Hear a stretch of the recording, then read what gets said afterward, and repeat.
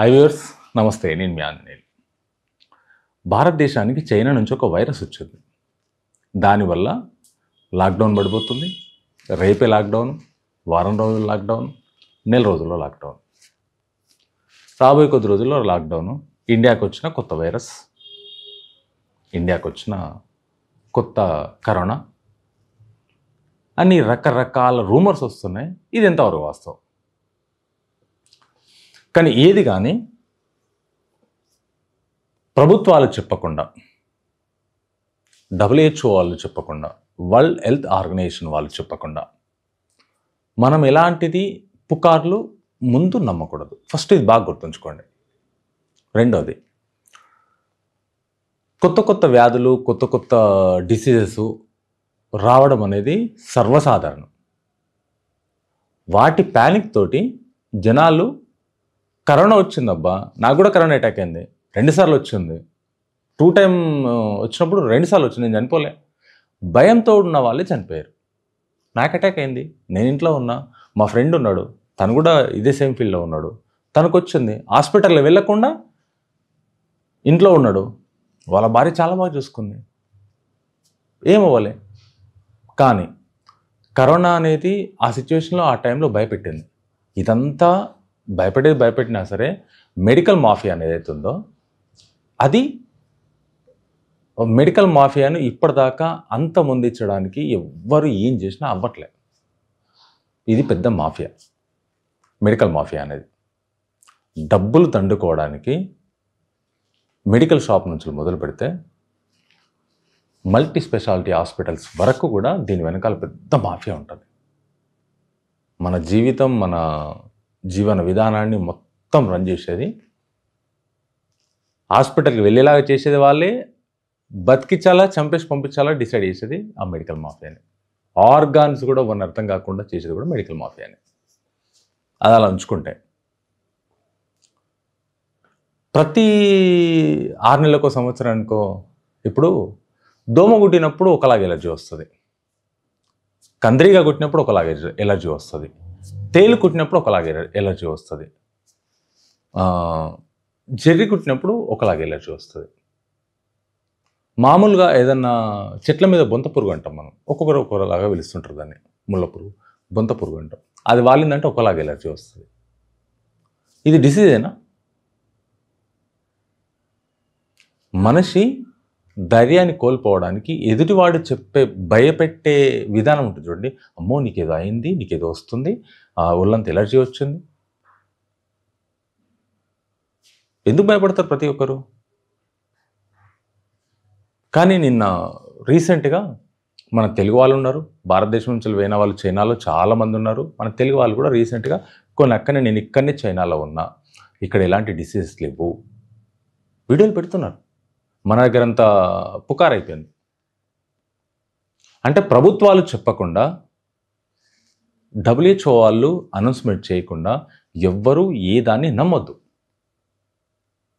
సరే, ఇప్పుడు ఏదైనా వచ్చింది అంటే దానికి తగ్గ మెడిసిన్ కనుక్కోవడానికి అన్ని విధాలు చేయొచ్చు. మెడిసిన్ కనుక్కోవద్దంటే కూడా చేయొచ్చు.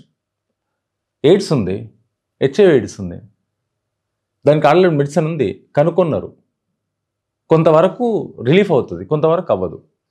కొంతమంది ఏం మాట్లాడతారు, పెద్దవాళ్ళు ఏం మాట్లాడతారంటే ఆ మెడిసిన్ బయటకు తీసుకొస్తే ఇది విచ్చలవిడితనం అవుతుంది అని చెప్పేసి కొంతమంది పెద్దలు అంటారు, డాక్టర్సే అంటారు, ఇది రావాలంటారు, ఇది వద్దు అంటారు. ఇవన్నీ బాగానే ఉంటే కరోనా అని చెప్పి అంత పెద్ద మహమ్మారి అని చెప్పేసి మాట్లాడినప్పుడు ఒక 2 టాబ్లెట్ 3 టాబ్లెట్ మనం రెగ్యులర్గా వేసుకున్న టాబ్లెట్సే కదా, పారాసిటమాల్, డోలో, సిట్రిజను, అమాక్సిలిన్, రకరకాల మనం రెగ్యులర్ వాడే టాబ్లెట్లు వాడితేనే కదా కంట్రోల్ అయింది. మరి కరోనా కరోనా కరోనా అని చెప్పేసి వ్యాక్సిన్ తీసుకోవాలన్నారు, వ్యాక్సిన్ తీసుకోకపోతే ఎయిర్పోర్ట్లో ఫ్లైట్ ఎక్కనియరు, ఎయిర్పోర్ట్లో ఇది ఎక్కనియరు. ఆ వ్యాక్సిన్ తీసుకున్న వాళ్ళు ఇప్పుడు లేనిపోతే డిసీజ్ ఫేస్ చేస్తున్నారు కదా. చైనా నుంచి వచ్చిన వైరస్, చైనా నుంచి ఎట్లా వస్తుందబ్బా? ఓ మనుషులు ట్రాన్స్పోర్టేషన్ కానీ, లేకుంటే ఏదన్నా అక్కడిక్కడ షిప్మెంట్ అవ్వడం కానీ, లేకుంటే ట్రాన్స్పోర్టేషన్ కానీ, ఏదైనా వైరస్ ఒక దేశం నుంచి ఒక దేశం వెళ్ళడానికి ఈ మధ్యలో పుట్టించిన వ్యవస్థకి ఏదైతుందో వీళ్ళు ఒక క్రియేట్ చేయడం మాత్రమే. ఏదైనా ఉంటే మనకు ప్రభుత్వాలు చెప్తాయి, ప్రధానమంత్రి గారు ముందే అనౌన్స్మెంట్ చేస్తాడు, వరల్డ్ హెల్త్ ఆర్గనైజేషన్ వాళ్ళు కూడా ముందే అనౌన్స్మెంట్ చేస్తారు, ఇలాంటి కొత్త డిసీజ్ వస్తుంది, దీన్ని జాగ్రత్తగా ఉండండి. దీనికి ఇలాంటి ప్రికాషన్స్ తీసుకోండి, మీరు ఇలాంటిది ట్రీట్మెంట్ తీసుకోవాలి, ఇలాంటి ట్రీట్మెంట్ తీసుకోకూడదు, ఈ మెడిసిన్ వాడాలి, ఈ మెడిసిన్ వాడొద్దు అని చెప్తారు. మన ఫార్మాసిటికల్ కంపెనీస్ మాత్రం ఒకటి వచ్చిందని దానికి 100 తయారు చేస్తాయి. సైంటిస్టులు ఉన్నారు, చాలా ఉన్నారు సైంటిస్టులు. మంచి చేసే సైంటిస్టులు ఉన్నారు, నాశనం చేసే సైంటిస్టులు కూడా ఉన్నారు. ఇన్ ద సెన్స్ నాశనం చేసే సైంటిస్టులు అంటే ఇప్పుడు పుకారు పుట్టిస్తున్నారు చూడండి, వాళ్ళని అనుకోవచ్చు. ఏది కానీ ప్రభుత్వాలు వెల్లడించకముందు మీరు ఎలాంటిది ఫిక్స్ అవ్వద్దు. చైనా నుంచి వచ్చిన వైరస్ అని చెప్పేసి ఖాళీ జనాల మధ్యలో భయాందోళనకు గురి చేసే ప్రసక్తి తీసుకురావద్దు, గురి చేయకూడదు. ఆ చట్టరీత్యా నేరం కూడా. ఎదుటి వాళ్ళని భయపెట్టడం. కరోనాలో ఏం జరిగిందబ్బా? ధైర్యంగా ఉన్నవాడు బతికిండు, భయంతో ఉన్నవాడు చచ్చిపోయాడు. అందరికీ తెలిసిన విషయం అది. ఇప్పుడు వచ్చేదాన్ని భయపెట్టడం అనేది ఎంతవరకు కరెక్ట్? నాకు వచ్చింది, నేను చచ్చిపోలే, నేను ధైర్యంగా ఉన్నా. ఆ డిసీజెస్ తోటి మా అమ్మ కూడా ఇబ్బందులు పడింది అప్పట్లో. కానీ మా అమ్మకి నేను చెప్పలే, అమ్మ నీకు ఇది కరోనా అటాక్ అయిందని చెప్పేసి. మా అమ్మకు ఏజు, తను సిమ్టమ్స్ చూస్తే అప్పుడు అటాక్ అయినట్టే సిమ్టమ్స్. డాక్టర్తో మాట్లాడితే అదే సిమ్టమ్స్, చెప్పొద్దు, నువ్వు మెడిసిన్స్ మీరు ఇంట్లో అందరు వాడండి. వాడినాము, ఏం కాదు. కానీ జనాలని భయాందోళనకు గురి చేసే ప్రసక్తి ఎవ్వరు తీసుకురావద్దు. అది చట్టరీత్యా నేరం. పాల్పడద్దు. మనకి ఎలాంటి వైరస్ రాలేదు. వస్తే WHO నుంచి అనౌన్స్మెంట్ వస్తుంది, ప్రధానమంత్రి గారు అనౌన్స్మెంట్ చేస్తారు, రాష్ట్ర ముఖ్యమంత్రి గారు దాని గురించి వివరించడం జరుగుతుంది. జాగ్రత్త ఉండాలి, దానికి కావాల్సిన ప్రికాషన్స్ తీసుకోవాలి. హెల్త్ డిపార్ట్మెంట్ నుంచి వస్తుంది, కౌన్సిల్స్ నుంచి వస్తాయి, డాక్టర్స్ నుంచి అవగాహన కార్యక్రమాలు ఏర్పాటు చేస్తారు ముందే. ఇవన్నీ జరుగుతాయి. ఒక్కదానికి బెంగళూరులో ఒక కేసు వచ్చిందంట, ఢిల్లీలో కేసు వచ్చిందంట, బాంబేలో కేసు వచ్చిందంట, దేశంలో 4 కేసులు వచ్చినాయంట. అరే కొత్త కేసులు వస్తాయి అబ్బా, కొత్త డిసీజులు వస్తాయి. పాత వాడినే కొత్త పేర్లు పెడతారు. ఇప్పుడు ఎగ్జాంపుల్ చూడండి, తుఫాన్ వస్తుంది, వచ్చిన తుఫాన్కి ఒక కొత్త పేరు పెడతారు. కానీ తుఫానే కదా అది.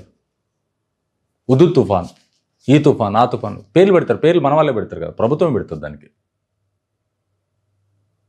అదంటే కొత్తగా వచ్చినట్ట, తుఫాన్ కొత్తగా వస్తున్నట్ట.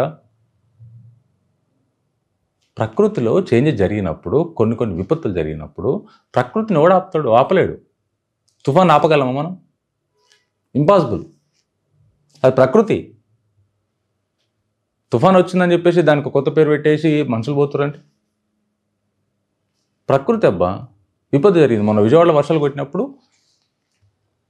కొన్ని 100 ఇళ్ళు కొట్టుకపోయినాయి. కొంతమంది తినడానికి వారం రోజుల దాకా తిండి సరిగా లేదు. ప్రజలు, రాష్ట్ర ప్రభుత్వం కానీ, ప్రజలు కానీ, డాక్టర్స్ కానీ అందరు సహాయం చేశారు, అందరికి కష్టపడ్డారు, అందరు చేశారు. అందరు ఇప్పుడు మళ్ళీ మంచిగా ఉన్నారు. వాళ్ళకైనా ఆ నది, వర్షం, కృష్ణా నది మేము ఇంట్లోకి వస్తున్నాను చెప్పింది ఏమన్నా? దానివల్ల డిసీజులు వచ్చినాయి, కొత్త డిసీజులు రాలే కదా. దేని కానీ జనాలని భయపెట్టద్దు. ఫస్ట్ మన దగ్గర ఉన్నది ఏంటంటే, ఫస్ట్ ఎదుటి వాళ్ళను 1కి 4 పుట్టించి చెప్పడం, 1కి 4 ఎక్కించి చెప్పడం, ఇదే జరుగుతుంది.